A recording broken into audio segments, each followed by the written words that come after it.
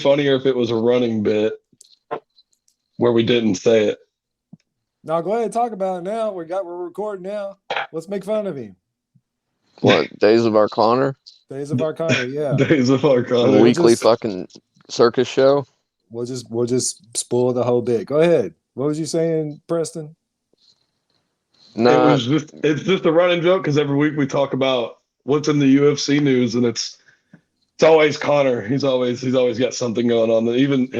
Buddy hasn't fought in what, over a year now. Yeah. just about. He's eating everything in sight and juicing up on all the roids and shaving his face and looking like a little boy. That was also included was the fact that everybody's been making jokes because of his pictures on Instagram, but Chael Sonnen had an interesting take where he just believes that the pictures are Photoshop. But I don't know. I'm just saying, you don't get off the USADA pool for no reason. Well, like I said, you're the golden boy. You get to do whatever you want. Consequences be damned. Right.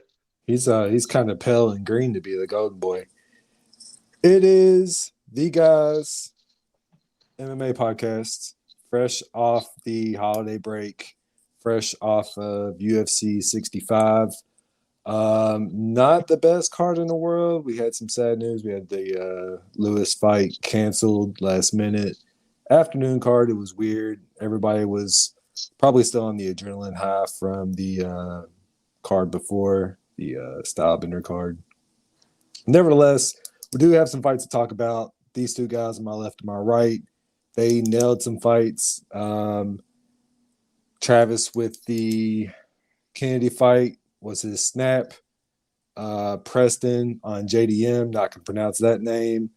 I think let's get started there. You nailed it to the T, right, on that JDM fight.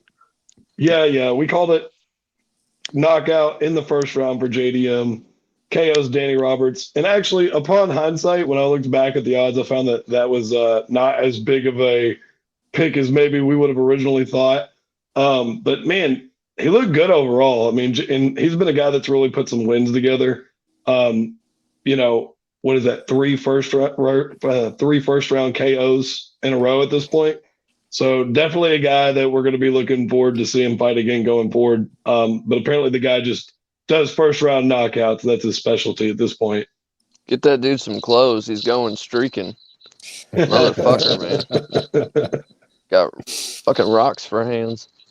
And not only that, he just didn't let up at all. I'm like, if you had it going any other way, you were sadly mistaken. Truth.com. And we were hoping that he wouldn't win, so I didn't have to attempt to pronounce his name. Jack Della Maddalena. Jack Della Maddalena. That's what I said. And don't forget it either, because it's going to be a name that we're going to be talking about a lot coming up here soon. It's going to be JDM, bro. I'm going to clip this, and everybody's going to know it's going to be JDM. From everybody already calls him JDM. Because of us. Everybody heard. You didn't come up with everything. No. Yeah, but I can take the credit. If nobody has took credit for it yet, then why not you? Yeah, I'm gonna tweet and be like, "Hey, bro, remember that one time I called you JDM and everybody started calling you JDM?" Another name I can't pronounce. Mr. Kennedy won. Travis had it on his snap in our snap, tap, or nap segment. Travis. Well, I called it. Told you that dude was going to do work, and that's exactly what he did, man. Just fantastic finish. I was pretty excited just to see the words come to fruition and watch him blossom into a brutal beatdown. So, hell of a fight. On an otherwise lackluster card, I think they kind of saved the main event. Obviously, everybody wanted to see Lewis, but that's just the breaks. That's how it goes. And, hats off to Kennedy pulling out the dub.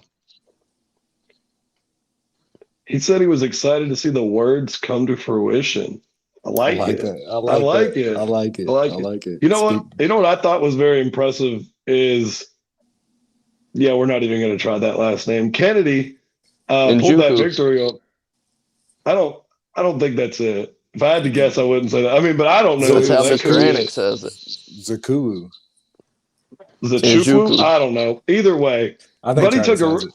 but he took a really big shot to the nuts right before he finished that fight too.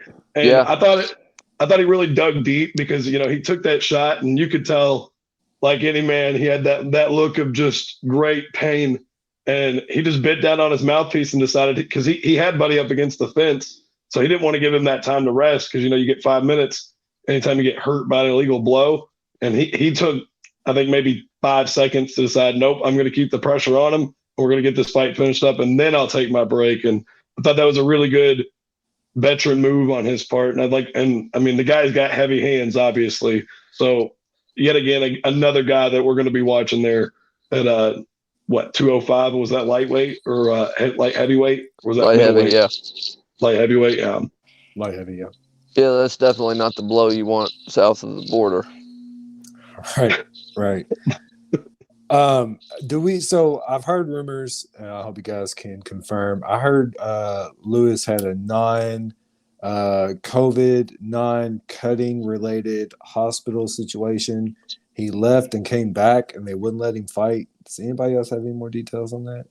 I didn't know he came back. I knew he was hospitalized.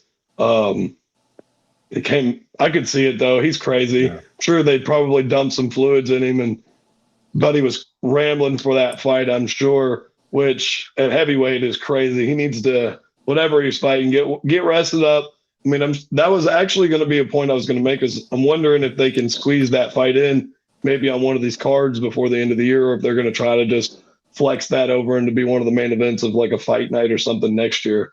But that's a fight. Spivak's going to be fighting on the next card.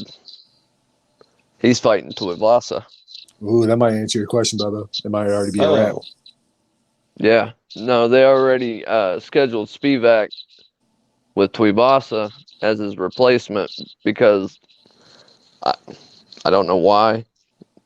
I don't know if he's not clear yet or not, but, and this was all just kind of speculation. I believe Derek Lewis was the one that said he was trying to make it back to the arena to show up to fight. But for whatever reason, whatever the issue is, I think it was something stomach related. Couldn't tell you. He probably had to take a boo-boo. Big man. Yeah, I was about to say, I'm sure that's a big man. Dude's always got a shit when he fights. I'm sure. They were in Orlando, correct? That's where it's going to be. That's the next one. Okay. Yeah, the next one's going to be in Orlando. They're in Vegas. Yeah, well, who hasn't had stomach issues in Vegas, man? Come on. Couldn't tell you. Never been. And Tuivasa is fighting Pavlovich. Oh, it is Pavlovich. That was my fault. Different. I read it wrong. Different. That Sergey. was my fault. Sergey. Yeah. So we could have that potential. Hopefully not on this card, because this card for a ESPN fight night's already pretty loaded anyway. But like you said, I hope we do get to see that fight, because everybody's looking forward to it. I know a lot of people were disappointed. We have some news coming out of the UFC. Travis. Yuri Prohaska vacates the belt. Yeah. That hurts, especially after the war he went through to earn that. I felt like he was a true champion. I mean, Glover Teixeira is not a pushover by any means, and the way that he displayed his grit in that fight and then just held out to the very last minute, pulled out the sub over a submission master, it's pretty impressive, but it really sucks to see him go down like this. Apparently it was a practice injury during wrestling training, is what he said. And they're being really vague about it. They're not really pinpointing exactly what it is. It's just more or less hearsay at this point. I watched that UFC fight Dr. Stutterer on YouTube earlier on this week, and he was talking about it could be so many different things with the shoulder, but for the immediate future, we're not going to see Yuri, which is very disappointing. One of the true martial artists in the UFC, I feel. Dude lives out in the woods, trains out in the woods like Ryu and Ken. I'm all about that Street Fighter action, and I hate to see him go like that. But like Rambo. Yeah, Right. when he fought. Dana White said it's the worst in UFC history, and the coaches are passing it off just kind of like it's, another injury.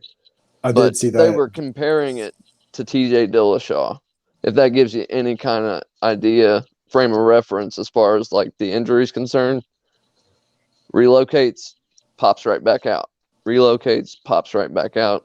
Apparently, it's repetitive, but It's gross. I think what's even more interesting is that we're getting Jan Blachowicz versus Magomed Ankalaev, yeah, that's going to be an interesting fight. and we're not getting Glover Teixeira because apparently Glover wanted to fight Jan, but they wanted Glover to fight Magomed Ankalaev instead. Glover says he no. said he needed time to prepare for that fight. He said Right. he needed a couple of months to train for the fight, and he said the UFC wasn't willing to like budge on it, so they just didn't make the deal. But yeah, another disappointing, fight falling through. That'd be a good fight too. I kind of understand why, though. I mean, we've already seen him fight Jan.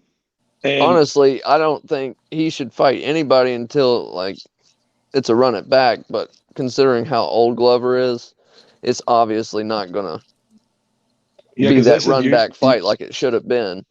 He's gonna have to keep fighting if he wants to get back to the belt. Yeah, because they said, I think he could potentially fight the winner of Blachowicz versus Ankalaev. If they're already talking about having him fight Ankalaev and he just doesn't want to fight him right now, then there's no reason he couldn't fight him again. Now, if Jan wins, that does make things a little bit more interesting. But, you're right. With Glover being that old, I don't think we're going to see Glover versus Yuri because they said it's going to be at least a year for Yuri. And I had a feeling that he was going to retire this fight if he won. That being Glover, not Yuri.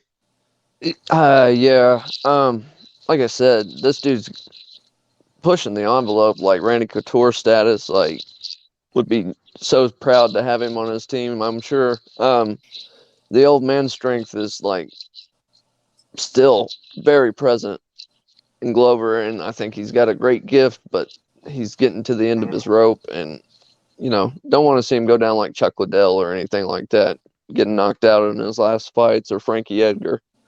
R.I.P. bro. But he's not dead.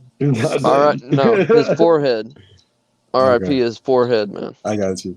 It's gone. We have some other UFC news. Khabib is supposed to be starring in a movie, Cocaine Bear. What? Is that a joke or is that for real? Well, there's a movie. Sorry, go ahead. There's a movie called Cocaine Bear coming out, and everybody's making the joke, so I figured I'd unleash it on the podcast first. I was going to say, Sorcerer, get the fuck out! Like, what the fuck is that shit? It's probably about the Kentucky Cocaine Bear. The one that they've got, the one bear that, so apparently a plane was flying overhead and they lost all they were carrying some coke and they'd throw it overboard or whatever. And this bear found it in the woods and died. And they came up on this dead bear and it just had white powder all over its face and nose from where it'd been probably doing some gator tails along the way. Khabib found it and ate it. And that's how he became the world's best UFC fighter. Speaking of. That's how he died, actually. Khabib wrestled him. Yeah. Speaking of, right. People who eat animal. Did y'all see Hezbollah clown Liver King? No. Yeah. Nope. They were taking a picture together. And in the frame, it looked like Liver King was pushing the envelope for the picture. And Hezbollah kind of walked up like nonchalant, like, all right, let's hurry up and do this. And then as he was walking away, he said, I would have rather taken a picture with a dead dog. That dude's real G. That's a true story. That's not Hezbollah don't give a joke. fuck. Bro, he don't. He punched Shaq straight in the face. Dude, he punches anybody in the face. Like, whenever he was punching that one dude from, I think it was Barstool Sports, he just, like, uncorked on that dude. And he was like... Caleb. It was Caleb, yeah. Yeah, I don't even know what to do with that. Sunday conversation. That's funny. He does a lot of Sunday conversations. Those are great. He said, this is very uncomfortable.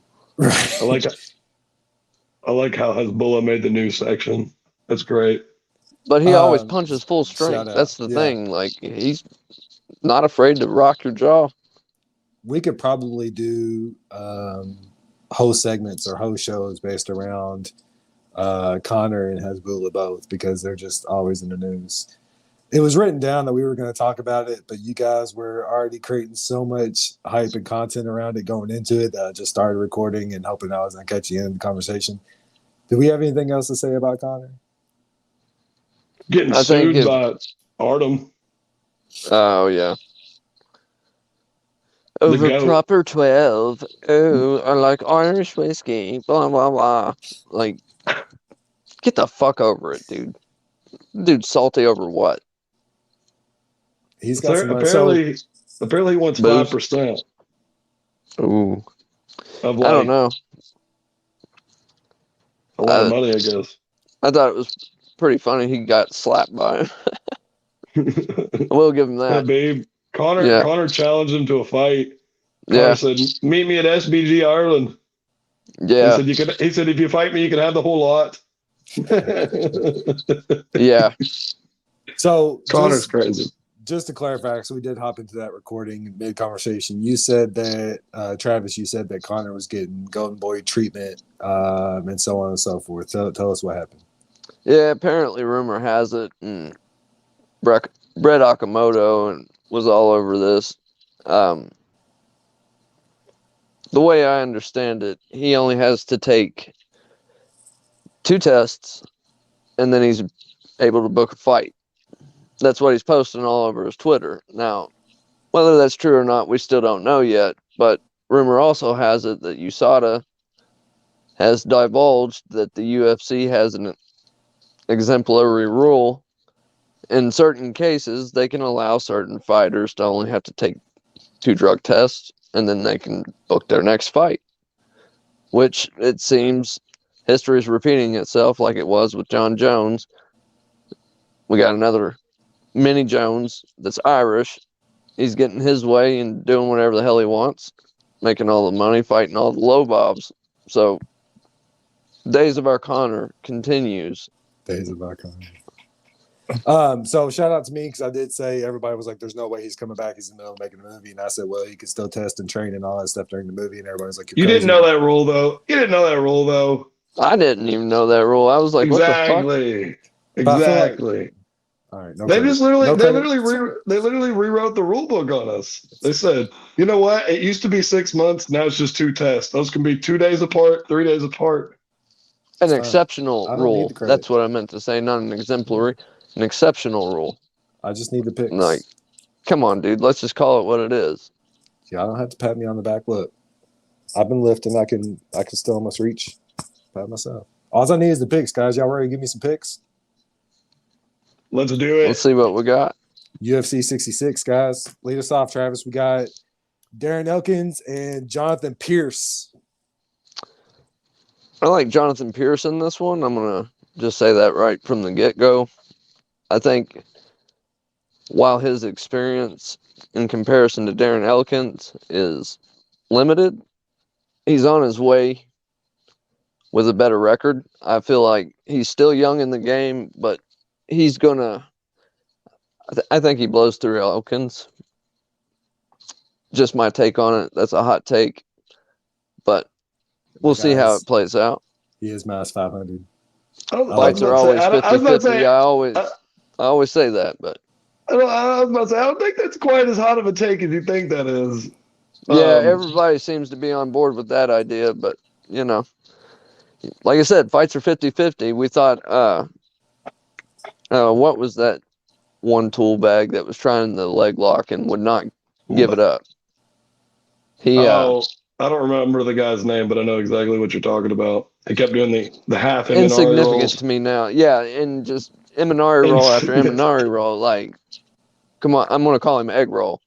That's what I'm going to call him. And, yeah. That was raking him over the coals, dude. Well, you know, I mean. I love it. Yeah. As far I'm as just saying, we had that pegged. Is this dude going to, you know, submit this guy? And that just did not play out. So. He tried. Got to own up to my L's whenever I earn them. But as far as this fight goes, I agree. Pearce is the younger fighter. He's got 9 wins by KO. Yep. And he's not just the younger fighter, he's the younger fighter by 8 years. Darren is 38 now. He's been through a lot of wars. The guy is a legend, but I think it's Jonathan Pearce's time. I think he does probably stop Elkins in this fight. I think you don't completely count Elkins out. Like I said, he could pull out some magical shit, and we could be, eating our words next week. We've seen it. The greatest comeback in UFC history was probably Darren Elkins versus Miroslav Bektic. So if this one goes to the third round, don't count him out. Well, yeah, that's all I'm going to say about that. I like Pearce, but don't count Elkins out. Moving on, Preston, Michael Johnson, Mark Diakiese, lightweight. Mark Diakiese. You were teaching me things in the pre-show here. I like it. So Travis kind of taught me, and I'm just passing the buck. But here we are. Okay. All right. Well, you did take credit for that earlier too, though. You were like, yeah, that's what I said. Yeah. But potato. Yeah, I pronounced the first half of his last name right. I just missed the Casey part. It doesn't matter, bro. Tell me about the fight. Anyways, yeah. So Michael Johnson versus Mark Diakiese. These are two guys that are, names that a lot of people will probably have some recognition with. Me for years not even know how to pronounce Mark's last name. Used to just call him Bone Crusher. So the problem is that this isn't 2018, 2017 anymore. Michael Johnson's a little bit up there in age, and he's been on a bit of a bad streak here recently. He's been 3 of 6 since 2018. He's not been finishing fights the strongest. So I think that advantage is going to kind of go to Mark, because Mark is kind of a decision fighter himself. He's not known to be a bit of a finisher there anyway. So he's got that gas tank to really take things into these later rounds. Johnson could pull out some veteran moves, maybe grapple a little bit with Mark, kind of wear him out. But I think Mark's probably going to take this one home by decision, if I just give my 2 cents on it. Yeah, I think as long as Diakiese fights smart, I think he takes this one home in the bag easily. I don't really look for him to be stopped, Like I said, I just think Diakiese stays smart on the outside, using all of his tools. I think he wins. Yeah, the first 2 fights are pretty cut and dry, man. I mean, they're just overwhelmingly favorites fighting each other, and I don't think anybody really has any reason to doubt the chalk in the first 2 fights. Our next fight, though, Preston's a little bit even. Actually, about as even as you can get. Angela Hall and Emily Ducote. Shout out to me for pronouncing that correctly. But you missed Angela Hill. That's what I said. Hill. What did I say? That's exactly what you said. Just watch it back. Just watch it back. You're good. Anyways. Shots fired. I swear, man. You focus so much on the next one, but anyways, Angela Hill. That's a name a lot of people are going to know as well. There, she's a former kickboxer, and a damn good one at that. She was 16-0 in kickboxing before she came over to the UFC. Started really taking on some fights. But Emily is the former Invicta strawweight champion. Just in case for those who don't know, Invicta, as far as like women's fighting go, is a very good kind of like second tier league to the UFC. A lot of your current women fighters all kind of got their start in Invicta. So the level of competition down there is on par.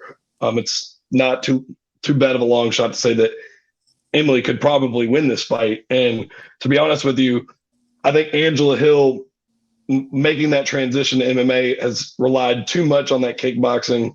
Seems like she loses anybody that has any kind of decent grappling going on there. And Emily is no slouch on the feet either. But I just feel like if she's smart, she'll take her to the ground. She'll finish this fight early. And I don't think that Angela is going to have too much to combat that. And especially from a champion level fighter like Ducote herself, I think that she just pulls this one out. Whoa. It's Ducote. Ducote? Yeah. Not Ducati? Nope. Ducati's a motorcycle. Like the bike, yeah. Vroom, vroom. Watch your back. More shots fired.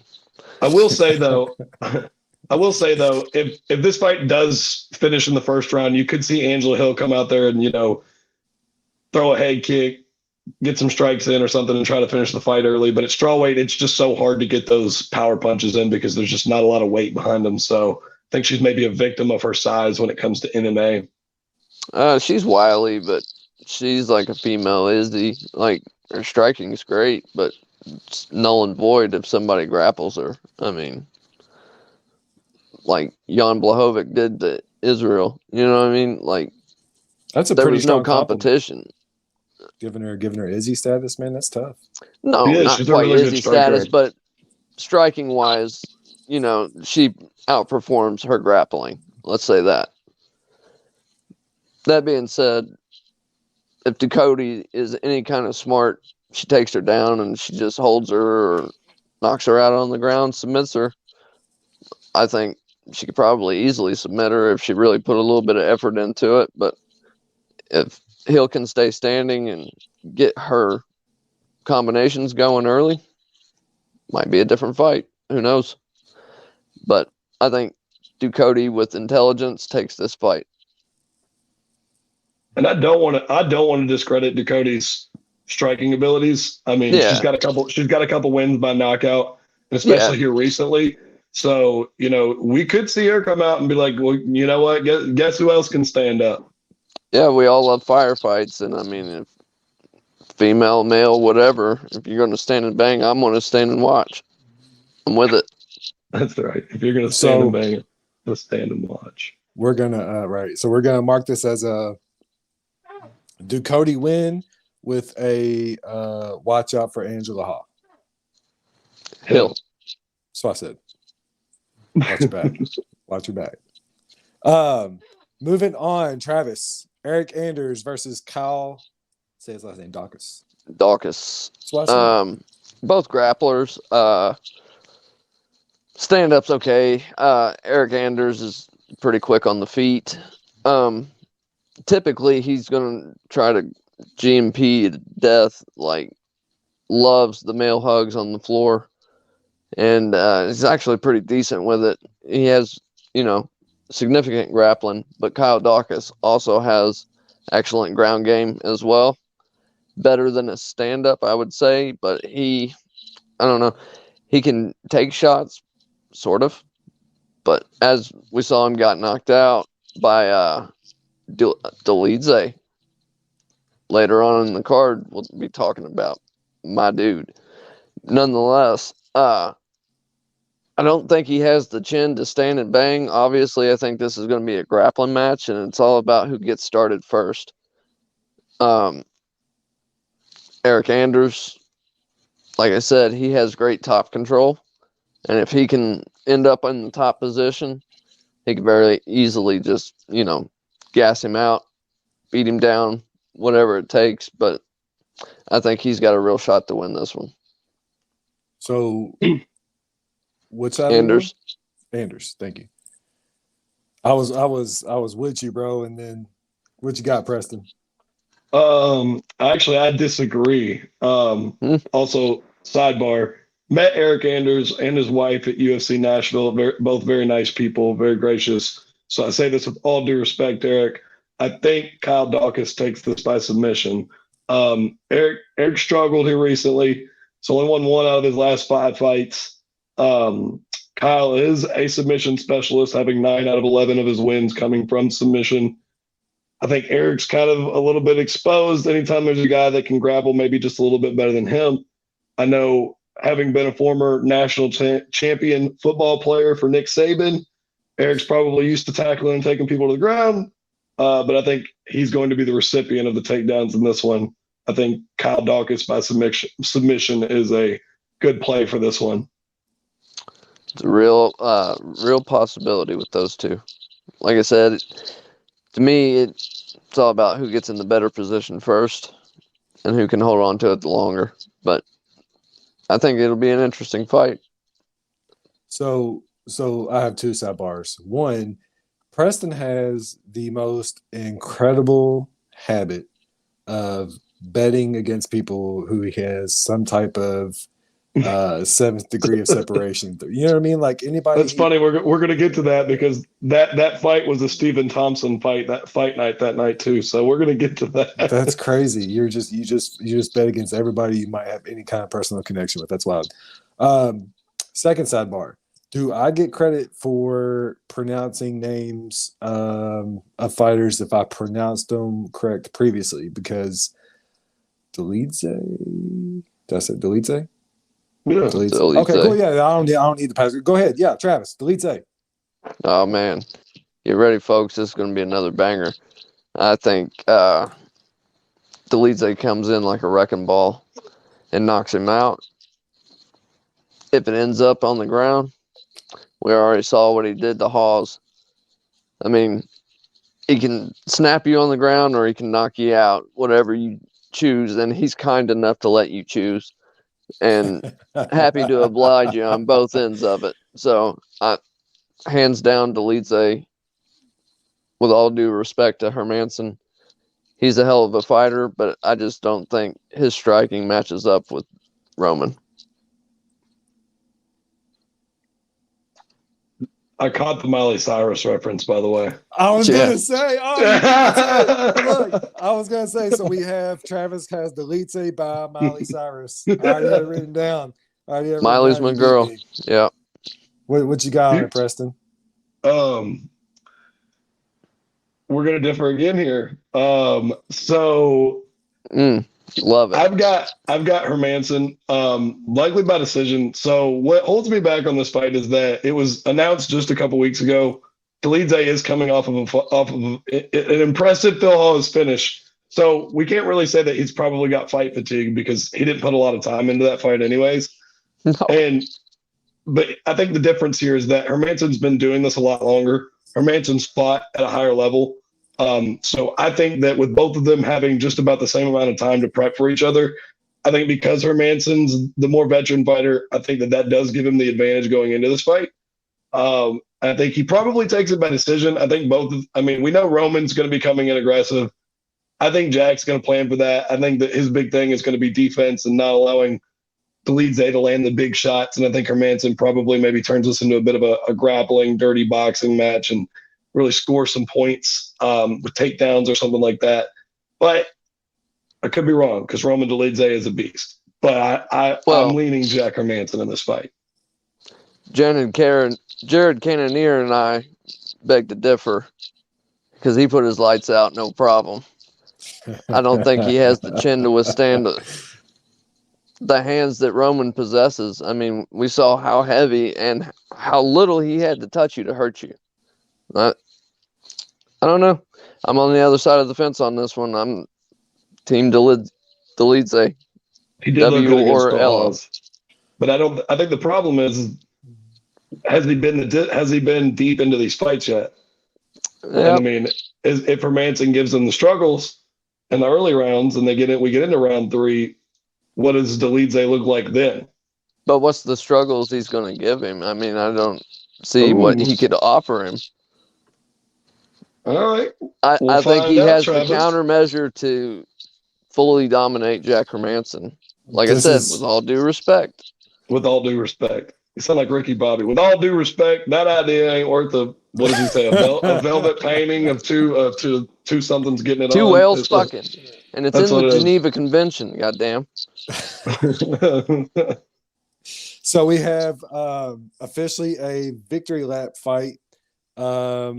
I mean, obviously we were on opposite sides of the previous fight, but this one has a little to it. We have Preston with my Thursday night quarterback rule. Whenever there's a Thursday night game, I usually just bet the quarterback with the most experience, and that's the way Preston is leaning. And we have Travis with the Miley Cyrus rule. So we will see. Like a wrecking ball. Preston. Shuey. Volsa. Shuey. All right, I'm going to tear your heart apart here because it sounds like we're all pretty bad. And I'm a huge fan. I'm a huge fan of Tai Tuivasa too. Huge Why fan. do you do this? Why do you like this, Preston? But the problem is that Sergey Pavlovich is a monster. And I kind of put a feeler out there to some of my other buddies and the public, at least from my public's coming in on Pavlovich. I'm backing my public picks. I've got Pavlovich by KO early in this fight, just because that's what they're going to both be doing. No matter how this fight ends, it's going to be a knockout, whoever it is. But I'm backing Pavlovich. I've got Pavlovich early in this fight. Nah.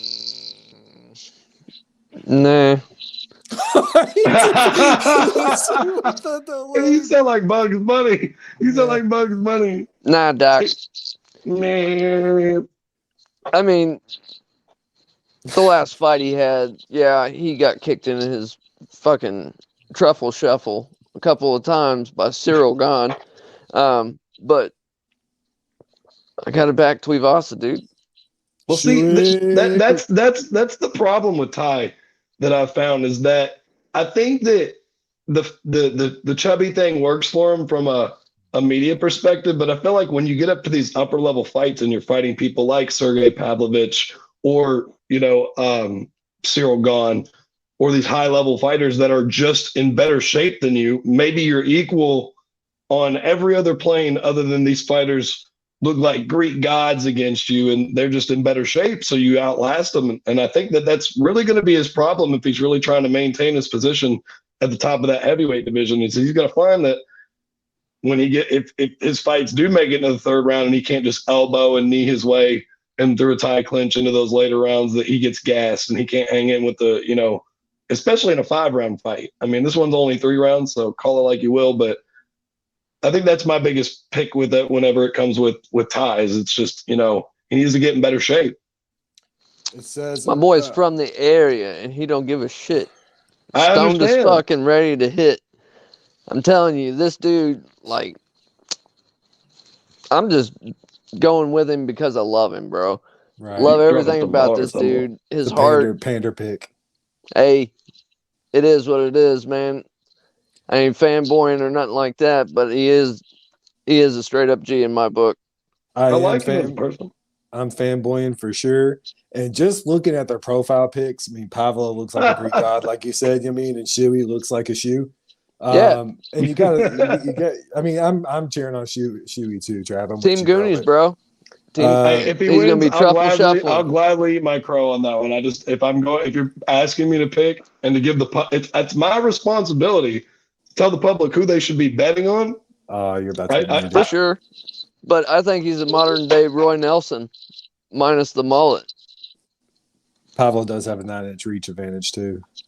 Yeah, but Roy Nelson was knocking out fucking Shane Carwin. That's some crazy MMA math there. You're talking about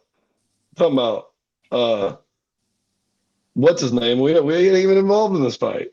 Yeah, but I like him because everybody hated like that Nelson dude too. I like Big He Country. didn't look like a champion. Blah blah blah. That was Dana's big pick with him. He was just like, "Can you not even try to slim down a little bit?" Right. And he was just like, "No, I don't give a fuck, dude. I'm beating people. What the fuck does it matter?"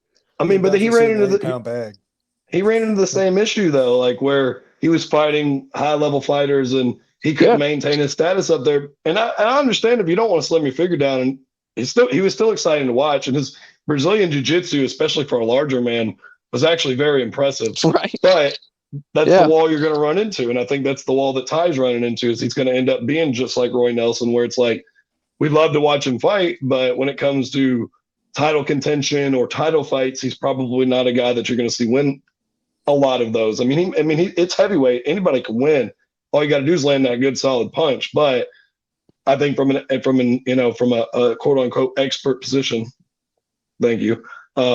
I'm picking Pavlovich. Just go ahead. He's a Russian machine, man. He might just fucking bring out the cold winter. But oh god, I think they call him the polar bear. Is that right? I have no idea. A big fitting name though. It's a big man. Either way, he's a big guy from Russia. But if they don't, they will now. Right. Just like Ivan Drago, man. The bigger they are, the harder they fall, even with a flat top.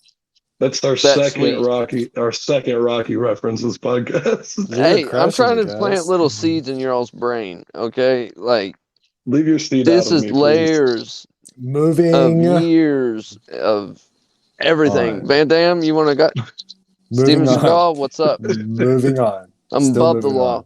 You see Still what I did moving there? on. We're moving on. Just saying. Matthews. Todd Anderson Silva, the front kick. Matthews Nicolau Hee-hee. versus Matt Schnell. Travis, if you haven't had enough screen time, you're up. What's that? If you haven't had enough screen time, you're up. Matthews Nicolau versus Matt Schnell. Oh no, is your audio cutting? Oh, Hold on a second. You're breaking up. gotcha. Go ahead and hit us with the Matthews Nicolau Matt Schnell take, Preston.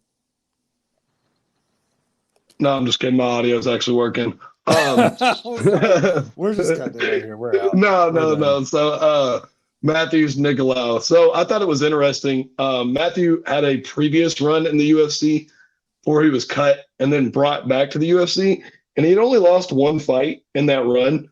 So I was curious as to maybe why he was released, and I got to looking at it, and he made a couple weight transitions from bantamweight to flyweight in that time. So I'm wondering if the UFC wanted him to fight at flyweight. He wanted to fight at bantamweight. Regardless, Matt Schnell, 9 of 16 wins by submission. But I think I've got Matthias in this one, or Matthias. I said Matthias, you said Matthews. We'll find out on Saturday who's correct on that one. If everybody would just take a 10-second pause, please, and just go check out how to say their names, and they come back and give me credit. We can wait.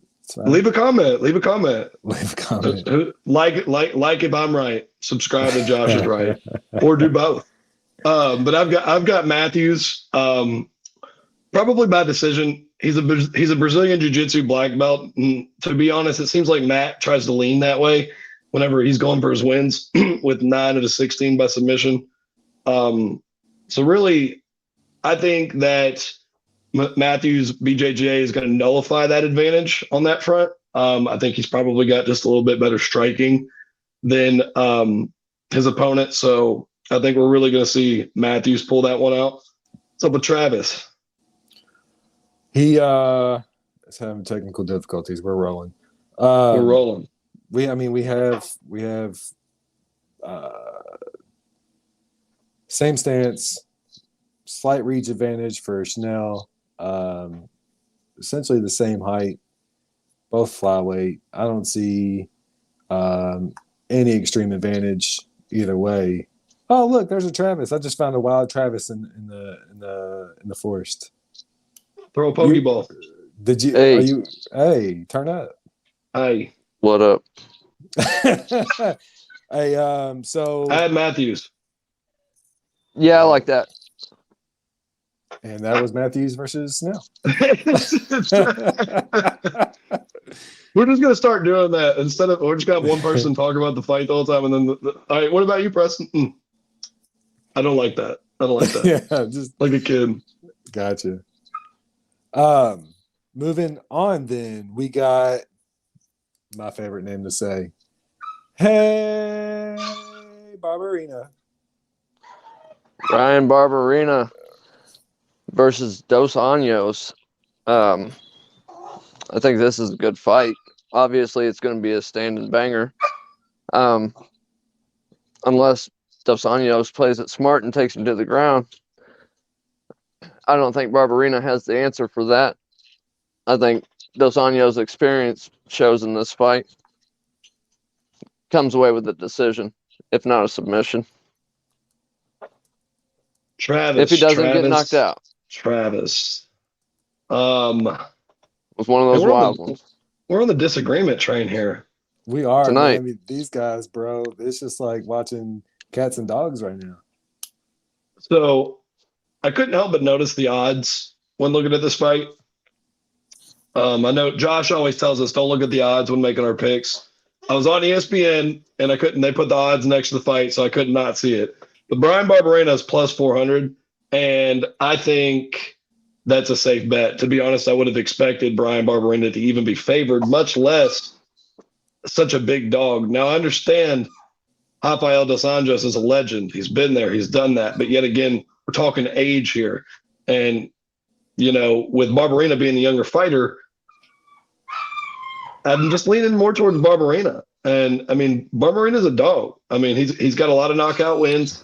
He's a guy that likes to come out and start aggressive. And, Rafael could put the defense up on that. But, I'm gonna have some money on Barberena this weekend.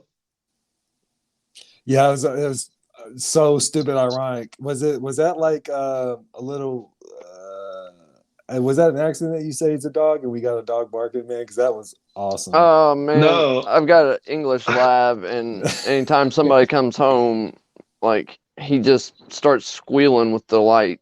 He's the biggest loving hippie, and sorry. No. I'm saying I just thought that was a little that was around. Preston's like, he's a dog, and we got a dog going. Ree, ree. I was like, yes, Yeah, that's a no, he heard. Also, dog, not like a.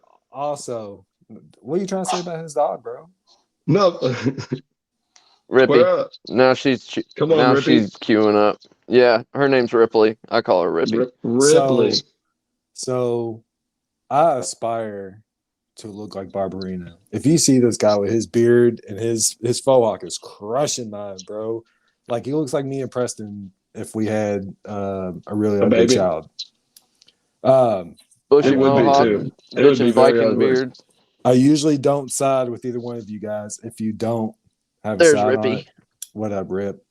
But I might have to lean Barberena in this one, man, just because it's stupid odds, and I think I have a man crush on him. But good money, and Josh is gay. Got it. We almost made it. Breaking news. We're almost breaking news. Fake news. We almost made I was waiting for it. We always get like the last 5 minutes, bro, and then you guys we go off the rails, and I just can't put it on YouTube anymore. Holland versus Thompson. I'll go ahead and take the shadow on this one. You step into the limelight. Let's hear what you got to say about this one. All righty. I'm glad you said that, Travis, because going back to meeting Eric Anders that night was a Stephen Thompson headline card. He was fighting Anthony Pettis, and it was the first time that Stephen Thompson ever got finished in his career. It was I like remember with 5 that seconds. It was like 5 seconds left in the second round. Nobody was even looking. Fight ended. Everybody looks up from their phones like, what? Yeah. Anyways, he's fighting Kevin Holland this weekend. And, man, I got to tell you, I am excited for this fight, especially because when this fight was announced, of course, Holland out of retirement. We all knew that was coming. Holland stated that he didn't want to fight grapplers anymore, that if he was going to fight in the UFC, he only wanted to fight stand-up guys, which, if I had to fight Hamzat, I probably wouldn't want to fight grapplers again either. Right. So I think that's a bit interesting because going into this fight, if you asked me before I read that, who I thought would have won this fight, I would have told you Kevin Holland, just because he's got good stand-up, but he's got great wrestling. He's got great takedowns. I would have felt like he would have tried to push that advantage against a bit of an aging Stephen Thompson, because I know Stephen's got great takedown defense. I know he's a dog, but he's starting to get up there in age. However, if Holland holds true to his words and he really wants to make this a stand-up fight, I think that he's picked the worst opponent that he could have picked, because he's picked a guy who's a striking masterclass. Just a guy that's an absolute animal on his feet with that weird Kempo style karate that he's got going on there. Stephen Thompson's a guy that you don't really want to be standing in front of when he's throwing kicks, elbows, fists, knees. The guy can hit you with anything from anywhere at any time. So to be honest, after reading that, got to be leaning Stephen Thompson in this fight. Well, for once we agree. Oh. I'm going with the Karate Kid myself. The Karate Kid. Yeah, Daniel LaRusso. Call him what you will. But I like Wonder Boy in this fight. I don't really think, like, Kevin Holland, he likes to stand and he likes to fight, but the pace that Wonder Boy can put on you and just be out of the danger zone in the same amount of time is pretty crazy. He does that disappearing act where he's in your face and then out. I like the experience that he has in the stand-up fight, and I'm going full-blown Stephen Thompson on this one. I will say, I wonder if he loses, maybe he decides to retire. I know Stephen Thompson's got like a YouTube channel going now, and he's got the gym down there, and I think they're in South Carolina.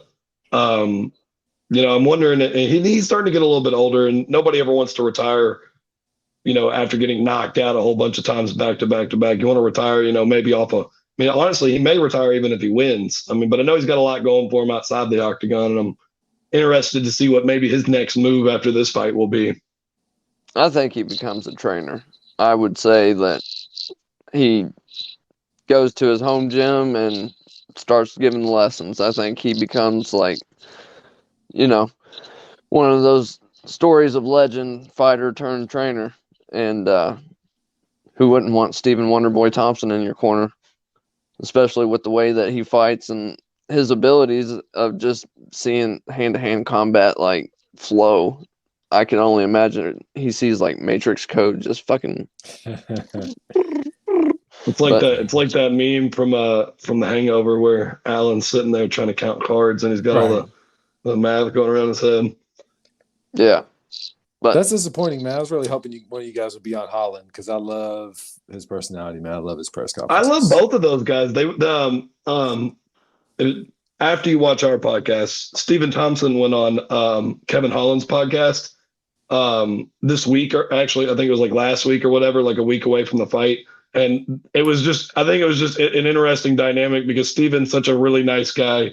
Kevin's got so much respect for him. So seeing both of those guys kind of have a long form discussion, I thought was really interesting because they're literally a week away from punching each other in the face. That's insane. It makes me want to take the over. I feel like, nobody's going to win. You know what I mean? Like he's like, it's going to be a bunch of love out there. Right. Earn your victory lap. Anytime they give the high five in the middle of the rounds, bro, I'm like, I'm not cheering for this fight anymore. Like, just bet the over. Because it feels like nobody wants to, they're too nice. All right, guys, let's wrap it up. We got Snap, Tap, or Nap coming up. Who wants to lead off? Travis. I'm going to go ahead and just put this out there. I think Hermansson takes the nap. Ooh. So I've got Dolidze with a knockout. Damn, you went straight to nap. I like it. Well, I mean, he's reaching back to where, the last conversation, the last argument ended, man. He's making sure you know. That's just where I stand on that. That's my nap. I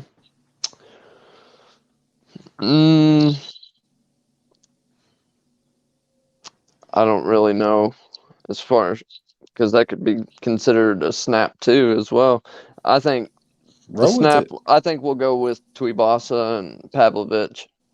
I think that's going to be a standing fun fight, and both of them are just going to put everything out in the middle of the octagon, and that's where they're going to leave it. Shuey. God bless Shuey, my boy from the area, FTA, bro. Whatever gang signs you do that shit. Whoa, don't get a shot. Now, he always does that from the area hand sign or whatever, but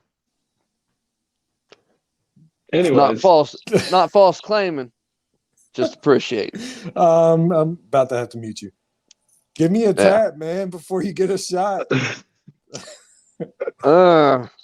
A tap. I think Ducote taps Angela Hill. Okay. And the strawweight. I like it. The strawweight tap. Preston, snap, tap, or nap, big guy. I'm glad you asked. I'm going to do mine in order, the way it was designed to be done. For my snap, I've actually got the Angela Hill versus Emily Ducote fight as being a fight that you're not going to want to miss. I think that fight. Ducote. Go ahead. Watch your back. Anyways, I think that's going to be a fight that you're not going to want to miss. I think that fight on the undercard is severely underrating that fight. I think that fight could be on the main card. For tap, got Kyle Daukaus tapping Eric Anders. So Eric Anders is probably going to take the submission loss. I I think Kyle's just got too much ground game for him. And then for Nap, I've got Tuivasa going to sleep. I knew you was going to say it. Pavlovich. And you're wrong. You're fucking wrong. If I'm wrong, I'm wrong, man. But it's all out of love for Mr. Ty. I'm not my writing boy. it down. I'm not going to write it down. Write it down. I'm not. And Write read it down, take a picture, do whatever the fuck you want. That's you right. know what I'm I saying. will not write it down. All right, guys. Fresh off the week off, we thought we was going to have a short show. We are 55 minutes in. Shout out to Conor McGregor for taking up every segment of every show that we have. The saga continues. Stay tuned next week for Days of Our Connor. Little fucking troll. It's a good show, guys. And I mean, we're on both sides of a lot of fights. We liked a lot of the chalk on the way out. And then after that, it's just been insane. Outside of the main, guys, it's going to be exciting to see what shakes out. We'll have We're rooting for everybody. We're rooting for everybody this weekend. Everybody wins.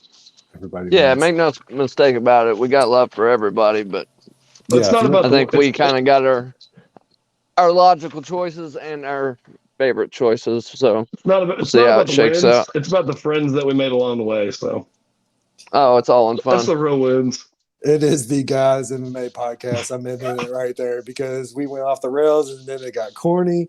Shout out to everybody for liking, subscribing, listening. I love you guys. Everybody. We love you.